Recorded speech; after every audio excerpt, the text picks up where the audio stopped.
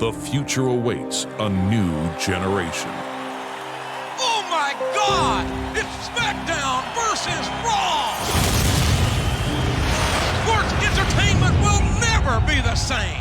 November 2nd, 2004 was the first release for Smackdown vs. Raw. This changed the whole landscape for wrestling games, as this was the yearly release for years to come. I was bought this game for Christmas as a child every single year without fail. So who better to rate these games than myself? Now, of course, they're all my personal opinion, so you're probably going to disagree. And if you disagree, or you have your own opinions, let me know in the comments what you think, or what your ratings are for these games yourself. Smackdown vs. Raw changed the whole landscape. We first had Smackdown, or we had Raw, or we had whatever other games came out, and they're all for different lists in and of itself. Smackdown vs. Raw 2005 to 2011. Some ground rules before we start. Each game, I will be playing 3 matches. One is a specialty match that the game has. For example,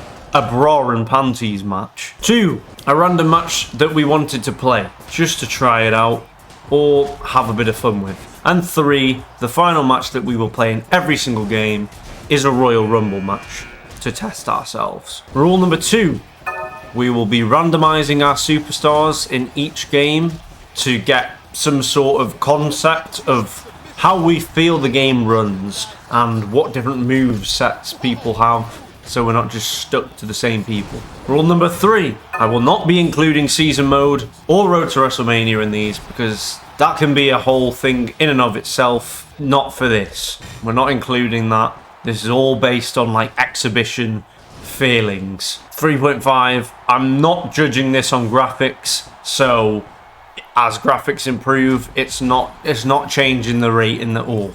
It's based on the fun aspect of it. I'm going to judge the covers though, because 2005 is off to a bad start with their cover stock. So, Smackdown vs. Raw 2005. First off, let's talk about the cover. The cover had Vince McMahon on it. In the world that we live in today, this is terrible. And this is frowned upon. This should have never happened, now that we live in the world we do today, knowing how bad of an individual this man is. Anywho, on the rating scale of the cover, it's getting a 0, because I don't want to see this man in front of me. That's for damn sure. So there are a few things added with Smackdown vs. Raw, which I didn't actually get to see during my gameplay. So I'm not really going to include them in the rating because I didn't get to see them, but I know they're there. And those things include little mini games, which we used to have in these games. For example, there were pre-match minigames and there were mid-match minigames.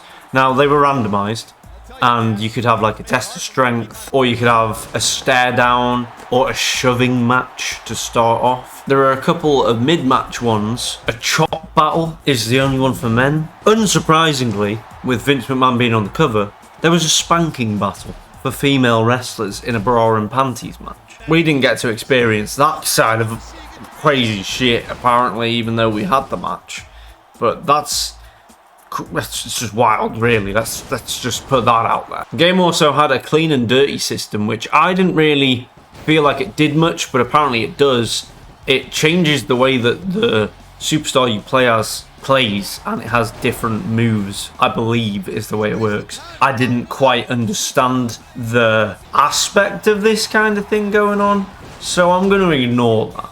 But I'm pretty certain this was just in every game of the Smackdown and Raw series up until like the end of it. The game as a whole, I'm just going to go ahead and say it, is very, very clunky.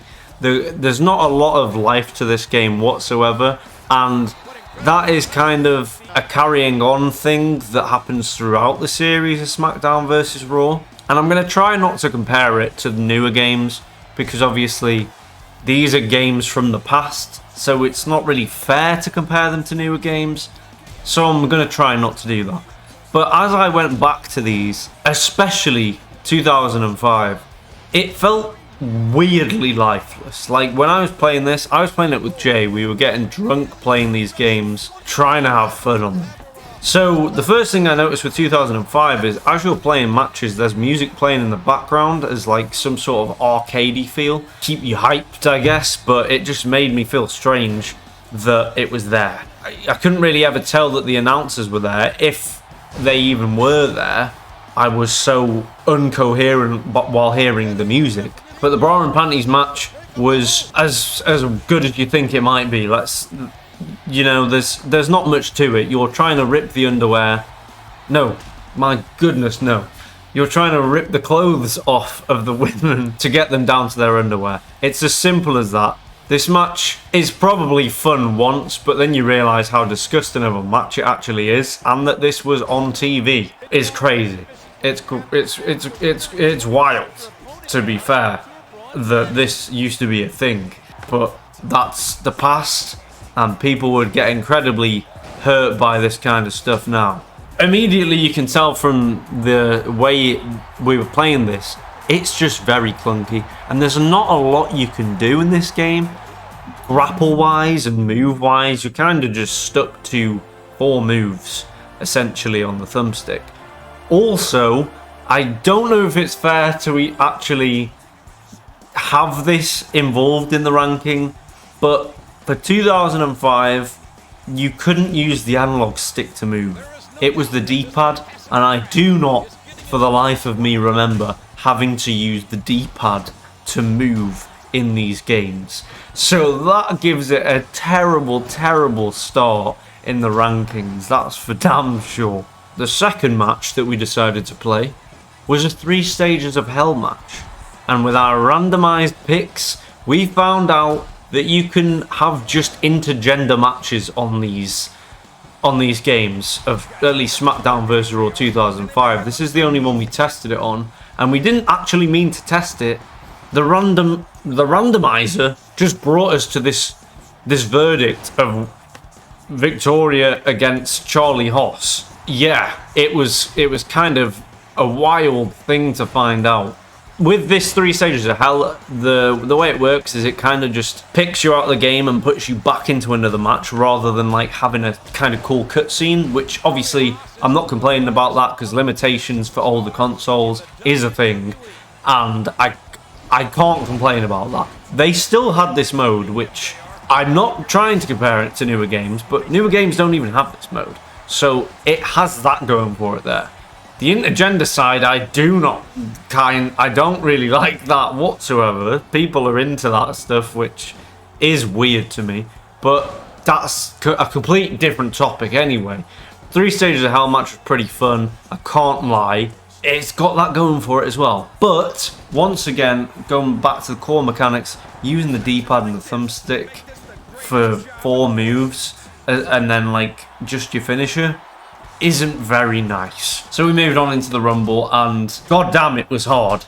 This was incredibly difficult, and this is a thing that carries on throughout the whole SmackDown vs Raw series. It's ridiculously hard to eliminate opponents. I don't know if we were doing something wrong, but goddamn, I do not miss that. Having that difficulty trying to get opponents out of the match. So with all this being said, SmackDown vs Raw 2005. For it being the first of its series, I think that's going to bump it up a little bit. For the very minimal lack of things going on, I'm going to give it a B. And don't judge me for having SABD. I don't know what happened to C.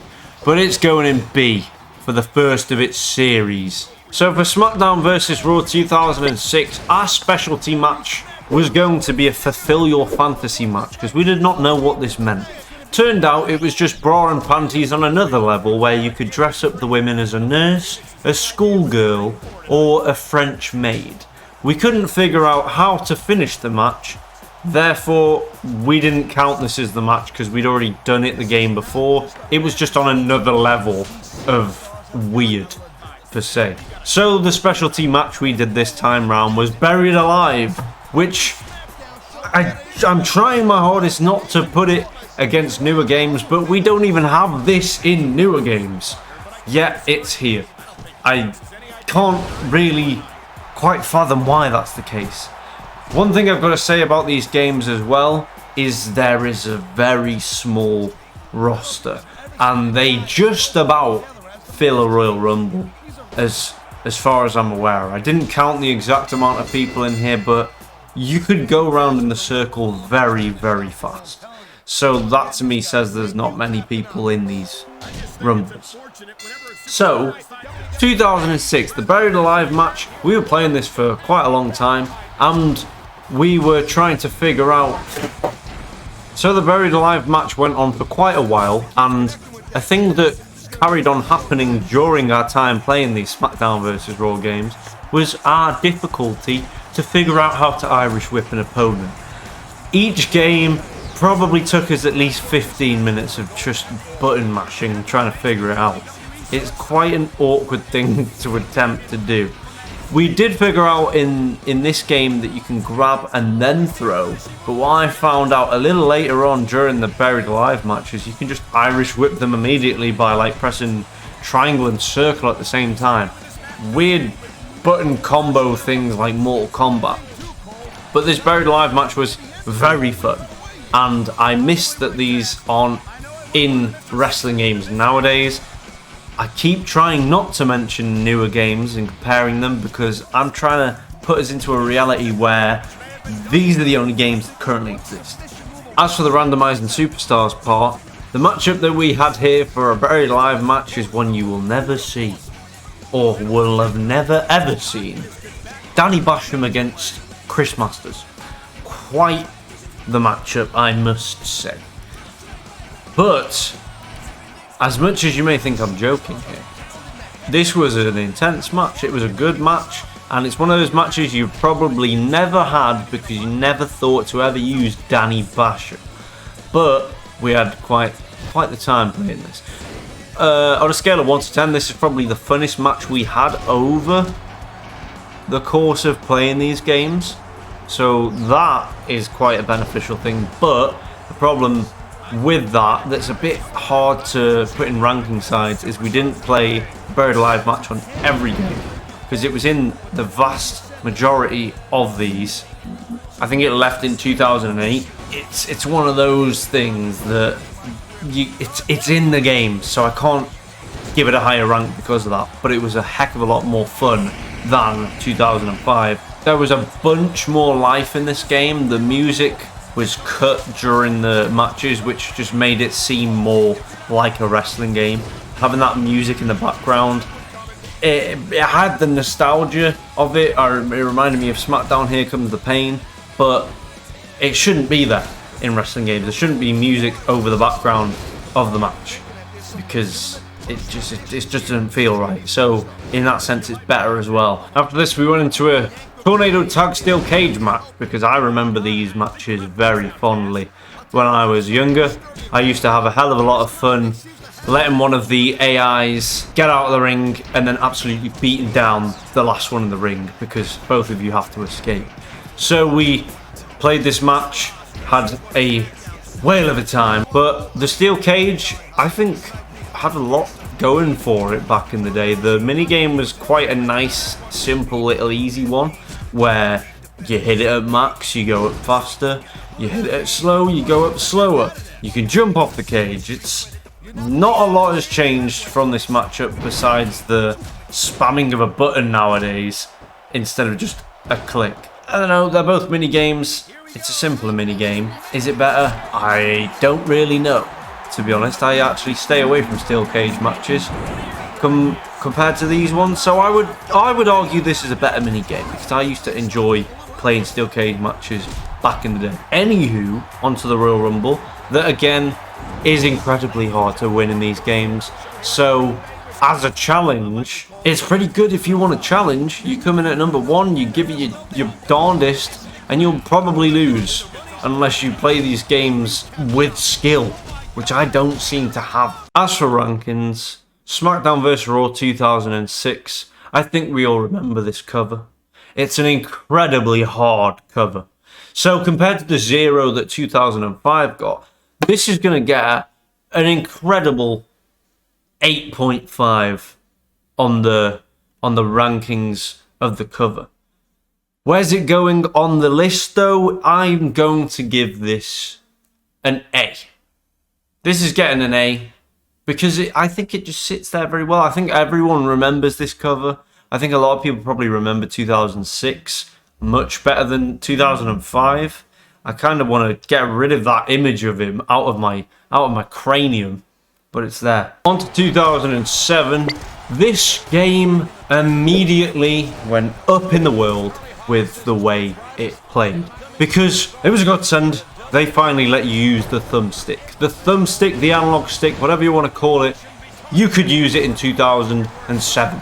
2006 didn't have it, 2005 didn't have it, 2007 was the start of something new. The problem with 2007 that I found is even during the 3 matches we played, being the first ever Money in the Bank match to be in the games, the Elimination Chamber match, and the Royal Rumble match, we could not figure out, after an hour or so of playing this game, how to Irish whip anyone.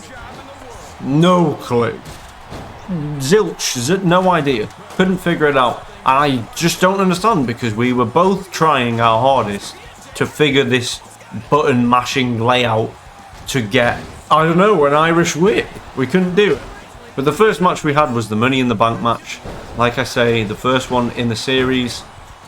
And ladder matches back in the day were a lot more fun. The mini game was a lot nicer, like a lot more intense. To be fair, it ended very quickly, the mini game, compared to now. So that, I suppose you could take that down a notch and understand that it's not as good in that sense. But intensity wise, trying to stop your friend from getting the briefcase down, you need to be a lot more quick to be able to stop it. So realism wise, in a real match, all you do is unclip and you've won. So in a sense, that is more correct compared to what it is now. On these old games, you can literally launch an opponent out the ring with your move off the ladder. They'll go and break the neck out the ring, which is a lot more fun. Obviously, it's a bit sickening seeing it, but it's a game. It's a bit of fun. You can literally jump off of the ladder into the ring, jump off the ladder out of the ring. I know you can do that now, somewhat. But these older games also had the ability to run up a ladder and jump from outside the ring into the ring and onto a ladder. Like, where has that ability gone? I don't know. Anywho, ladder matches, I try and avoid them at all costs nowadays in like 2K games. But that's because they just last really long. We were expecting that from this and didn't really want to play the match because of having this thought, but because it being the specialty match of the game, we had to play it, and we had some fun playing it. It wasn't too long, it was a nice length for a ladder match, it was a lot of fun. We decided to do a triple tag, well, a 3v3 elimination chamber, which I don't think you can do anymore in newer wrestling games, and I get that it's because I don't think this has actually ever happened on TV. I stand corrected if there has been tag team elimination chamber matches, but I don't think that has ever been on TV. And they added it into the game anyway, just for fun. And fun it was, although I got absolutely slaughtered against Jay and he just obliterated my whole team. All 3 of us gone, not one elimination on his team. It was an unfair advantage he had with his randomizers, but it's the way the cookie crumbles. But it was fun. It was in the game. That's all I gotta say. Like, they had modes in the game that wasn't even on TV, as far as I'm aware. I stand corrected. But the Royal Rumble, I managed to win the Royal Rumble by coming in like 6 losses later and coming in as Viscera, or Big Daddy V, if you will. And the only way that I was able to win was a power move where you could walk around and like throw people. I threw him out the ring. That was the only way I could physically think of winning, because I didn't know how to Irish whip, and I will never be able to figure this out unless I Google it. But I didn't want to do that because obviously we're learning as we go, you know. I could throw him out the ring. That was a feature that just seemed to all of a sudden disappear after one game. So, where does 2007 rank? The cover for 2007, pretty hard cover. I think we all remember this one too. I also forgot to mention I will not be ranking online. And as far as I'm aware, 2007 had online. I didn't test out online modes because most of the servers have been shut down. I believe 2007 and 2008 still have the servers online somehow. But I'm not really going to give it extra ratings for there being online because it would be unfair on the previous games because they couldn't have online due to limitations. So we're going to ignore the online part of it. But 2007's cover was pretty hard, but I don't think it's as hard as the John and Batista, which I gave an 8.5. So I'm going to give it a 7. But on the rating, I would give it a B based off the fact I don't know how to Irish whip. 2007 gets a B rating, and I am hesitant to do this because of the one feature it has with the fact that you can throw people out the ring during the Royal Rumble with a power move. But the fact that I could not for the life of me figure out how to Irish whip anyone, it goes down a rating. It's going to be hard for anyone to get a D, I think. Realistically, the only D that may have been is Vince here, just because it was the oldest game, but I don't think it's fair to do that. 2008. For 2008, there wasn't really any major different specialty match, so the specialty match that we decided for this game was a 6-man Armageddon Hell in a Cell match. Now I know that this match is capable in pretty much every game, but the name Armageddon Hell in a Cell is not what it's called anymore. I found this pretty cool and I considered this the specialty match. And I so much preferred when you could just walk through the door. Because I don't know about you, but I'm pretty sure Hell in a Cell still have a door on them. They don't just come down without a door on. I'm pretty certain of this. If I'm wrong, I stand corrected. But I just preferred having the door with a simple little kick to come out and then go up the top. And during this match, I came out, chased Jay up with all the AIs, and I took out like 4 of us down that Hell in a Cell pod, all in one maneuver. It was pretty intense. It was quite cool, if I do say so myself. I liked the fact that the physics in these games are a bit funky and just random shit like that can happen. It makes the elements of fun so much better. The downside to 2008 though, I've got to say that 2007 brought in the fact you could throw people out of the Royal Rumble match with a power move, and then straight away to 2008 they backpedal and take it away. What's going on? Keep it. I don't understand why they did that. They brought it in once and then they just took it away, just like that. It was pretty strange. But other than the Hell in a Cell, we played an ECW Extreme Rules Fatal 4-Way match, and even though the ECW part there, I think it is genuinely just because this game featured ECW, so they wanted to add ECW into the match names. It's just an Extreme Rules match. Although there was a guitar in this. There was a guitar, which guitars aren't in the games anymore. So that was cool that it was there. I don't think we got to use the guitar, but it was cool.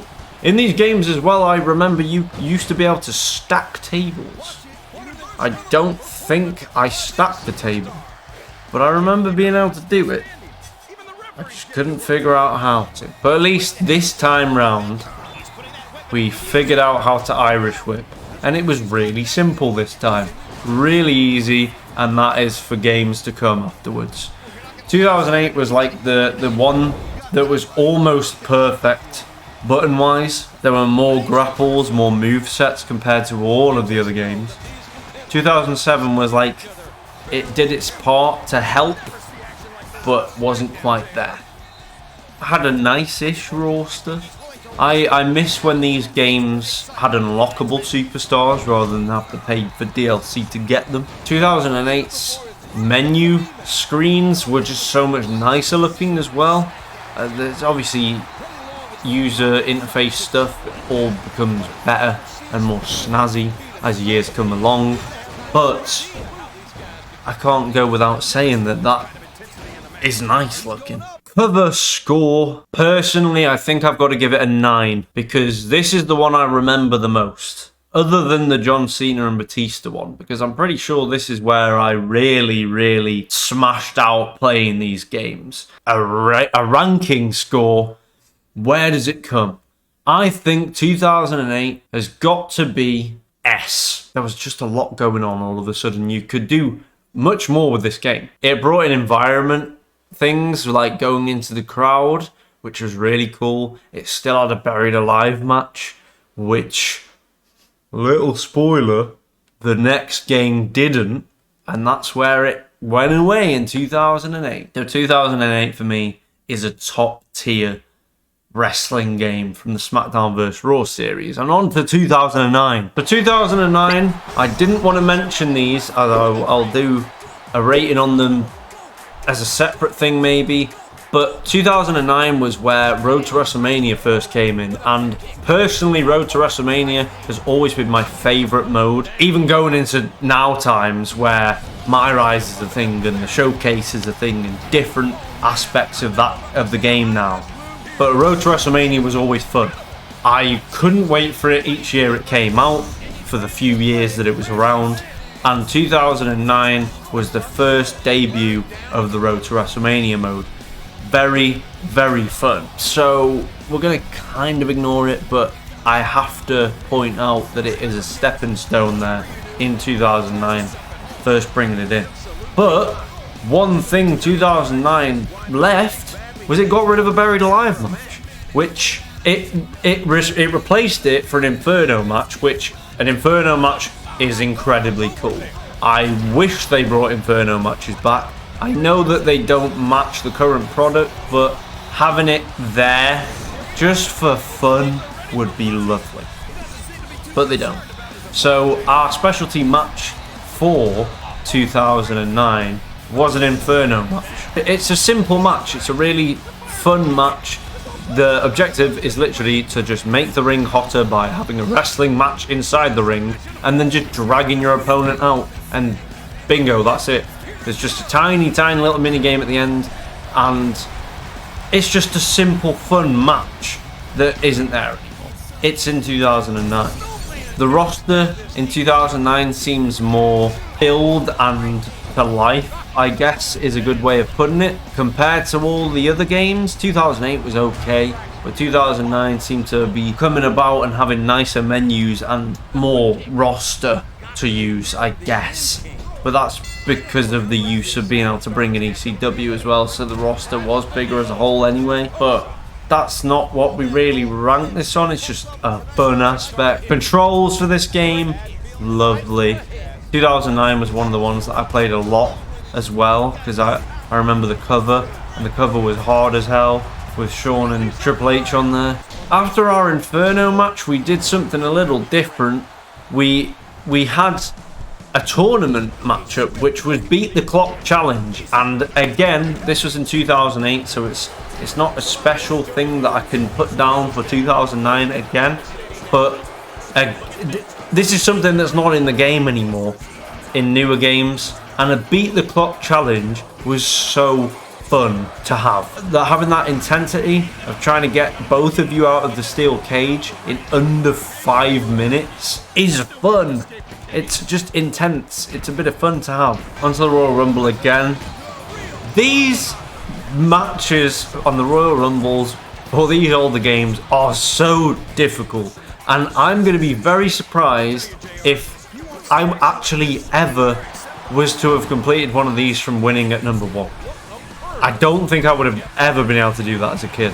Maybe because when you're a child you seem to be better at games, but I would not be able to do it now, I don't think, unless I had some serious training.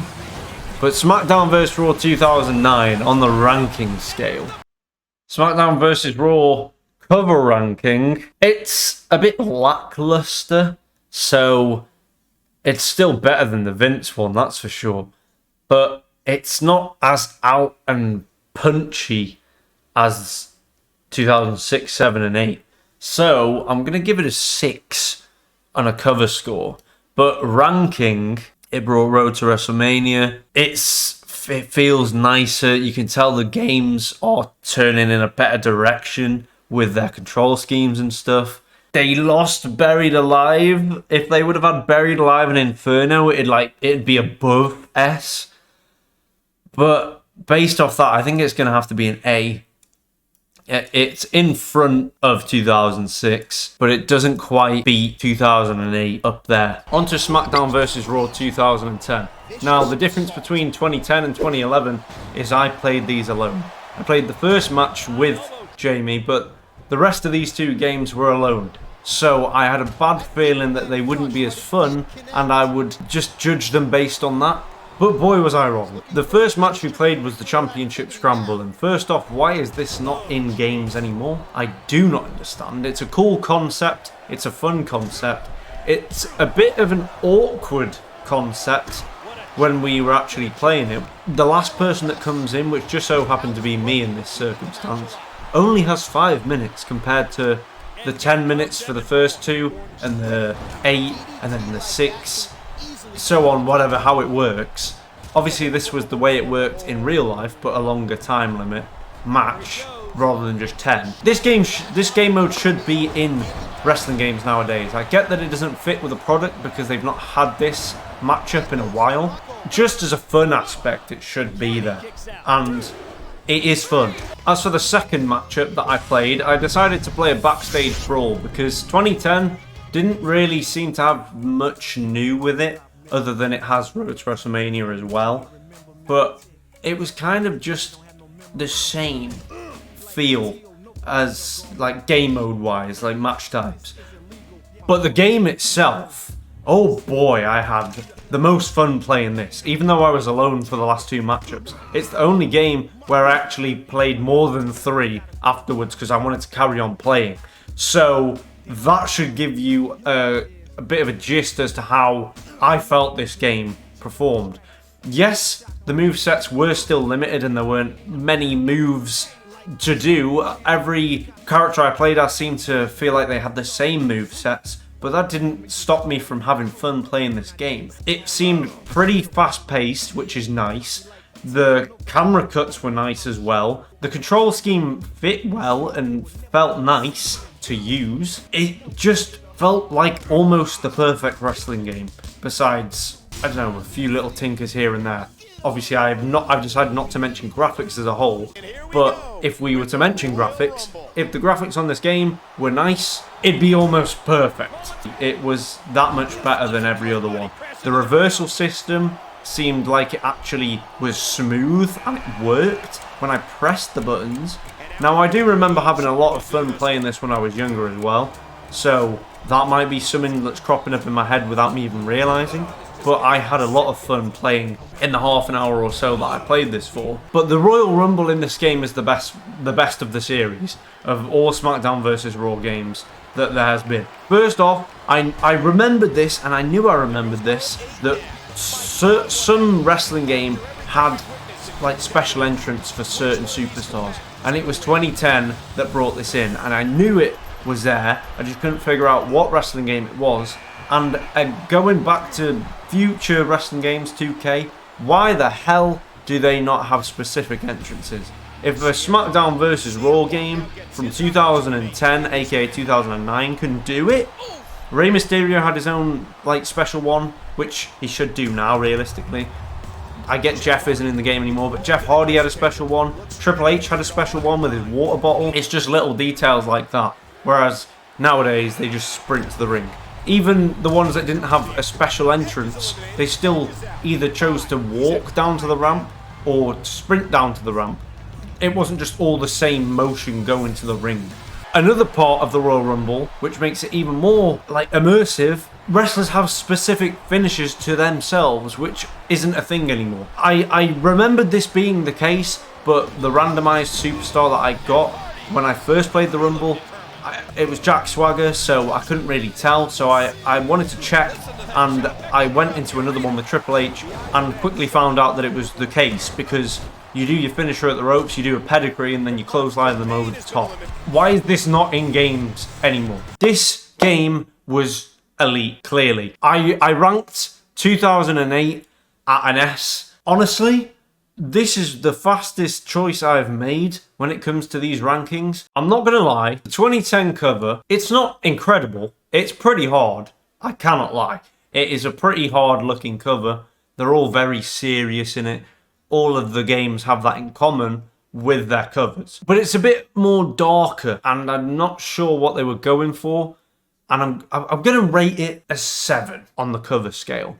But this game on the actual tier list, it's S tier. It is going to be better than 2008 for me on the tier list. It's S all day long. It's just so good. It was fluid. There was no problems figuring out any sort of controls. It was essentially a perfect game. I just have no complaints. Smackdown versus Raw 2011. If 2010 was good, how can 2011 go worse? You wouldn't think it could. And really, it didn't. It didn't go worse in any direction, really. The one thing I noticed with 2010 and with 2011, I don't know if it was just me, but I couldn't figure out if you could use power moves anymore, like where you could pick up the opponents and move them around.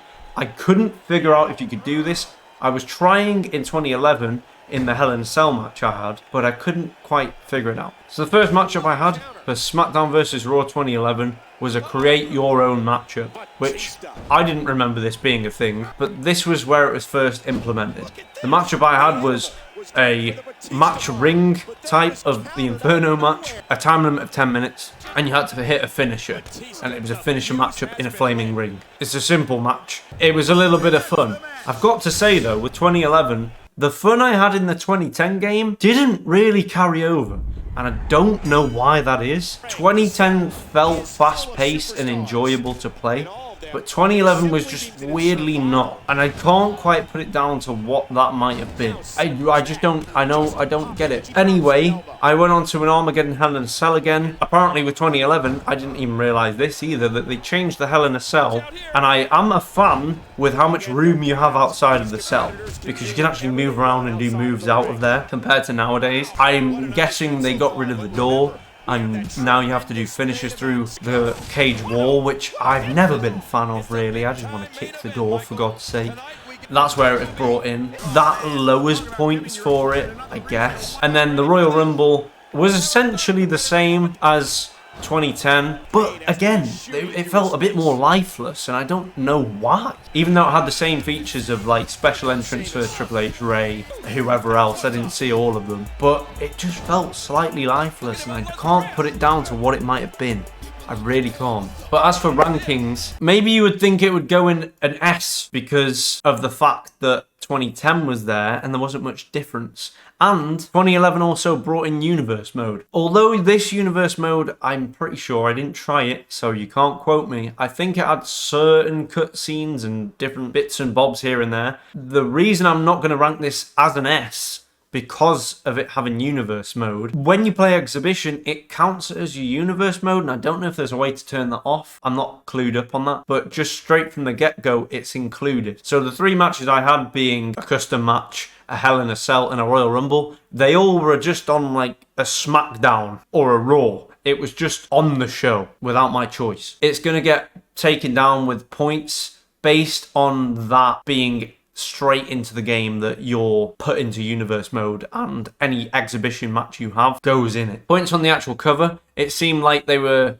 trying to edge it back off of 2010 with the darkness and go back, but I prefer the 2010 cover to this, so I'm going to give 2011's cover a 5. I'm not that big of a fan of it. Where's it going to go? I think it's got to go in A. Really, it's got to go in A because it's quite fluid, but the reversal system in this game did not feel anywhere close to as smooth as 2010 did. I couldn't actually hit a reversal very easily on this, so maybe it goes down to a B, but I'm not going to be that harsh on it. 2011 goes in A. There was no point in me having D, let's be honest. If you want to put a D there for my ratings, it would be 2005 and then 2007 in B. And that would probably be my actual ratings. People might find it crazy that 2007 in there because of like season mode, different bits you can do in the game. but that would be the actual layout if I hadn't have already put 2005 in B. This is my ratings for the game. If you've got different opinions, please let me know. That was me ranking these games and taking a bit of a nostalgia trip down SmackDown vs Raw lane. If you want to see another one of these, be that all the 2K games, or all the SmackDown games, or all the Raw games, or whatever, please let me know. Let me know your thoughts in the comments. That is all. Goodbye.